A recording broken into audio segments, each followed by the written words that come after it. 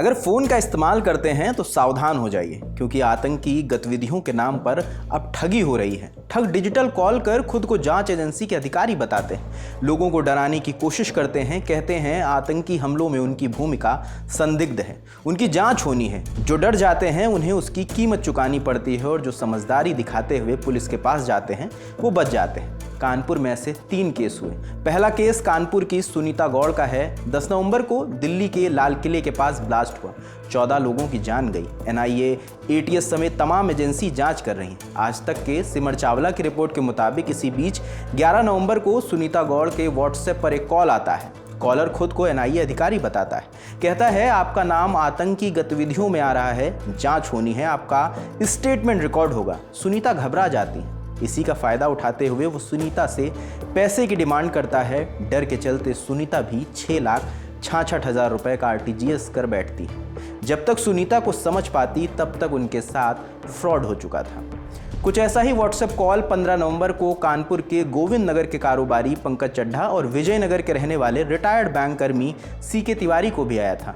नीरज बताते हैं कि सुबह के तकरीबन 10:15 बज रहे थे, वो दुकान पर बैठे थे, तभी एक नंबर से व्हाट्सएप पर कॉल आता है। कॉलर ने खुद को एटीएस लखनऊ का अधिकारी बताया, कहा कि उनका नाम दिल्ली ब्लास्ट की जांच में सामने आया है। पंकज को लगा कि कॉलर कोई मजाक कर रहा है, तो उन्होंने बात को टालने की कोशिश की तो कॉलर ने उन्हें धमकाना शुरू कर दिया। वो कह रहे थे कि पंकज पहलगाम और दिल्ली हमले में इन्वॉल्व हैं। परसों शनिवार के दिन 15 तारीख को सुबह 10:15 बजे मेरे पास फोन आया। मैं सुभाष सिंह यादव बोल रहा हूँ, आपका क्या नाम है? मैंने बताया मेरा नाम पंकज चड्ढा। आप ये मोबाइल नंबर कितने साल से इस्तेमाल कर रहे हैं? मैंने कहा 18 से 20 साल हो गए मुझे इस नंबर को इस्तेमाल करते हुए। आपके नाम एक विरुद्ध मामला दर्ज हुआ है कि कोई संदिग्ध अपराधी है, वो पकड़े गए हैं, आपका लखनऊ एटीएस ने गिरफ्तार किया है, तो उनके पास से आपका नंबर और आपके दस्तावेज बरामद हुए हैं। आपका कनेक्शन है पहलगाम और दिल्ली हमले के साथ। तो मैंने कहा ऐसा तो कुछ नहीं होता। कहने लगे नहीं आपका है, और इतना कह के उन्होंने फोन काट दिया। फिर दूसरे नंबर से उन्होंने फोन किया, फिर यही बात रिपीट करने लग गए वो, और इतने में ही उन्होंने वीडियो कॉल के द्वारा एटीएस लखनऊ कह के किसी से फोन वीडियो कॉल करवाई। तो वीडियो कॉल के दौरान उन्होंने मुझको डराने धमकाने की कोशिश करी और कहने लगे कि आप अपना मोबाइल फुल चार्ज रखिए और अपना आधार कार्ड अपने पास रख के बैठे। तो मैंने कहा कि ऐसा तो कहीं भी नहीं है कि आप ऐसे कोई दस्तावेज मांग सके किसी भी तरीके से। तो कहने लगे कि नहीं, आप अपना मोबाइल चार्ज करके रखे और आधार कार्ड अपने पास रखे। तो मैंने उनके कस के बोलने की कोशिश करी, तो उसमें वो भड़क गए और कहने लगे आपके ऊपर ये सब मुकदमे दर्ज हो जाएंगे, ये है वो है, उल्टा सीधा बोलने लगे वो। तो मैंने उनसे कहा कि ऐसा नहीं है, मेरे पे कोई भी मुकदमा दर्ज नहीं, और आप फर्जी मुझे वो कर रहे हैं, शोषण करने की कोशिश कर रहे हैं। तो फिर उन्होंने बताया कि आपको एक सुरक्षा प्रमाण पत्र मिलेगा वहाँ से। तो मैंने कहा कि आना पड़ेगा लखनऊ आपको। तो मैंने कहा मैं आज आ नहीं सकता। उन्होंने फ़ोन काट दिया। फिर 2 बार उन्होंने मुझको मिस कॉल मारी वीडियो कॉल के जरिए, तो मैंने उठाई नहीं। फिर ये घटनाक्रम मैंने अपने छोटे भाई नीरज चड्ढा को बताया, फिर उसने आगे सूचना जारी करी। नीरज और उनके भाई ने सूझबूझ दिखाते हुए मामले को पुलिस के पास लेकर पहुंचे। वो आर्थिक हानि और मानसिक प्रताड़ना दोनों से बच गए। कुछ ऐसा ही प्रकरण रिटायर्ड बैंक कर्मी सीके तिवारी के साथ हुआ। यहां पर भी मॉडस ऑपरेंडी सेम था। कॉलर ने उन्हें एनआईए अधिकारी बनके कॉल किया, कहा कि दिल्ली ब्लास्ट में उनका नंबर इस्तेमाल हुआ है, स्टेटमेंट रिकॉर्ड होना है। इसके बाद सीके तिवारी ने कॉल रिसीव करना बंद कर दिया।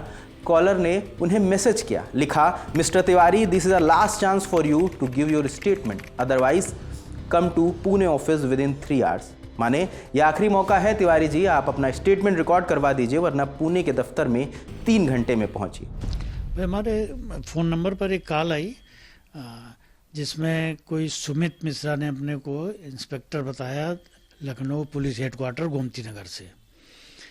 तो उन्होंने बताया कि हमको एटीएस पूना से कोई इनपुट मिला है कि आपके नाम से वहाँ कोई एक सिम निकाला गया है, उसका भी नंबर उन्होंने कुछ दिया था, बताया था, और उससे आपको कुछ इन्वॉल्वमेंट ऐसा लग रहा है, इसलिए उनको जानकारी करनी है एटीएस पूना वालों को।